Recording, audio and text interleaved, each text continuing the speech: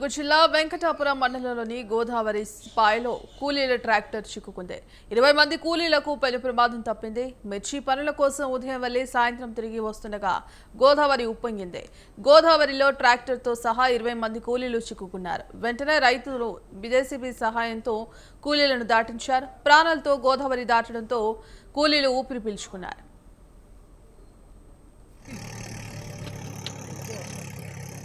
బండి దిగిన కానీ ఇంకా లోతు ఎక్కువ ఉన్నట్టు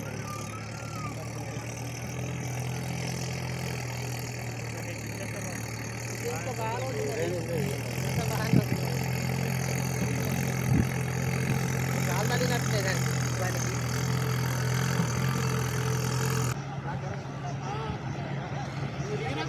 అర్థం కాదు ఇక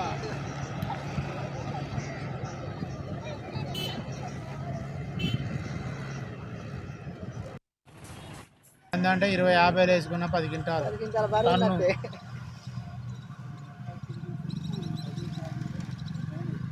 ముసలిలో చెప్తాను కదా మీ వారికి ఇద్దరు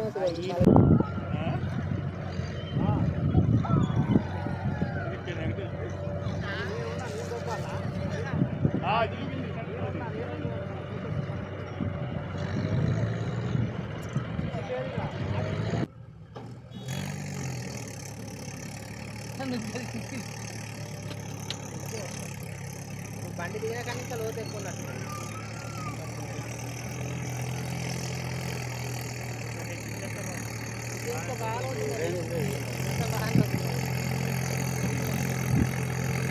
కాలు తగినట్లేదండి బండికి.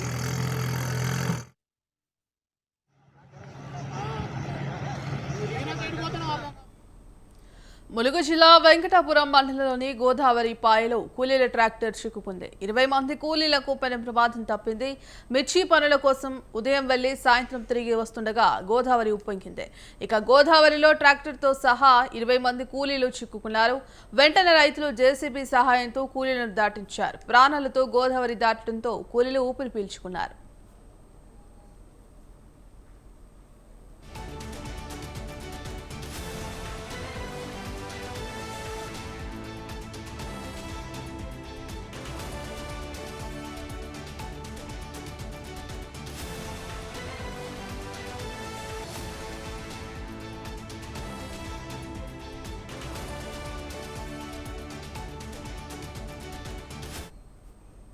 ఇదే అంశానికి సంబంధించి మరింత సమాచారం మా ప్రతినిధి శ్రీనివాస్ అందిస్తారు. శ్రీనివాస్.